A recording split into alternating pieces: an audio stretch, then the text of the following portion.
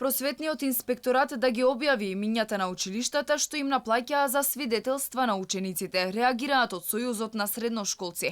Откако Сдруженијето алармираше за незаконско наплаќање во неколку училишта и покрај тоа што според закон основното и средно образование се бесплатни, надлежниот инспекторат постапи, но средношколците бараат да се обелоденат заклучоците.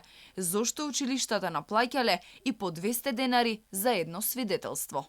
Срамно е да се наплаќаат свидетелства кога било, но особено во училишна година, целосно одржана преку неквалитетна онлайн настава со професори кои беа слабо обучени или воопшто не беа. Го контактиравме директорот на просветниот инспекторат Ардиан Муслио, кои се заклучоците од извршените надзори. Кратко одговори дека инспекцијата и денеска била на терен, а извештајот ќе го презентирале утре.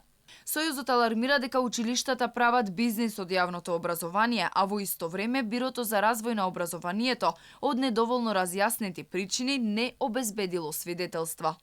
Неофицијално, како што информираа од Сојузот, средното медицинско училиште во Тетово наплаќало меѓу 150 и 200 денари за свидетелство, додека економското училиште во Тетово барало износ од 150 денари.